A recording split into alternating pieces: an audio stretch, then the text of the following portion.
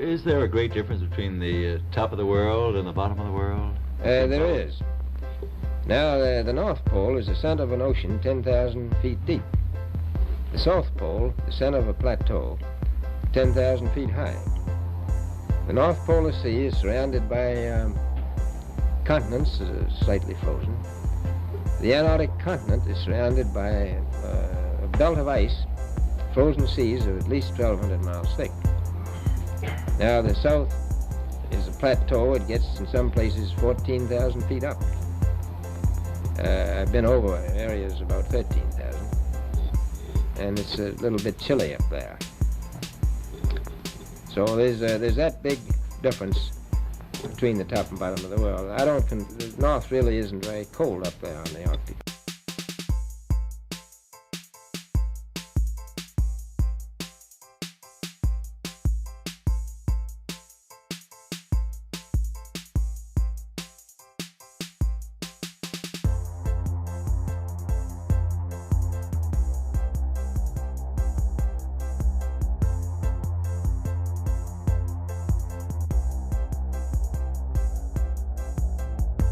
Good evening, this is Frank Knight.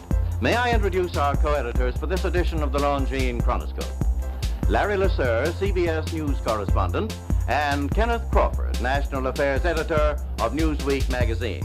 Our very distinguished guest for this evening is Admiral Richard E. Byrd. The North Pole used to be a no-man's land, but these are the days when, by buying a ticket on a commercial airliner, you can fly across the North Pole and drink a cocktail at the same time.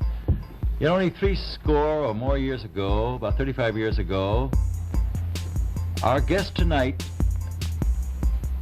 found out whether there was any land north of the North American continent. He made that first discovery flight, and I must say that Admiral Byrd, our guest tonight, is not only our greatest living explorer, but he's been an inspiration to countless Americans. Admiral Byrd, you've been to both the North Pole and the South Pole. Is there any unexplored land left on this earth that might appeal to adventurous young Americans? Yes, there is. And not up around the North Pole, because it's getting crowded up there now, because they find out it's really usable, not only to live in, but militarily. But strangely enough, there's left in the world today an area as big as the United States that's never been seen by a human being. And that's beyond the pole on the other side of the South Pole from Middle America. And I think it's quite astonishing that there should be an area as big as that unexplored. That's a tremendous So challenge. there's a lot of adventure left down at the bottom of the world. Well, Admiral, do you hope to see that? I do. Well, Admiral, Yeah. would you say that since you've been to both the extremities of Earth, are these expeditions to such far-off places, are they getting easier because of modern techniques, or is danger still close at hand? Well, it's a little risky, but nothing like it used to be with the old slow planes and the small cruising radius where we had to put down bases. We replaced the dog teams, and of course that was a big improvement. But now the planes go much faster and they are safer, and they have a much bigger cruising radius. You haven't got the danger of a terribly heavy load. Admiral, an expedition to which I believe you're the advisor is now en route. What is that expedition doing? Well, that's the icebreaker Atka, and it's a reconnaissance expedition. It's going down to the South Pole area to make certain observations and to look for some bases. They will be back in April, and they will report back, and upon the information we get from that undertaking, we will base the bigger expedition that's to follow. Is that very definitely planned, or is that... That is being planned right now. So I'm willing to say to you that there will be a number of expeditions that will follow, I think, year after year, at the bottom of the world, because the government has really become interested. Well, Admiral Byrd, I can understand, I think everybody can, the interest in the North Pole because it's so near our greatest challenger, Soviet Russia, but why this interest in the bottom of the world? Nobody living down there, is there?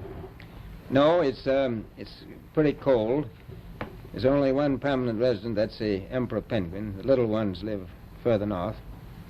I tell you one reason they're interested. It's by far the most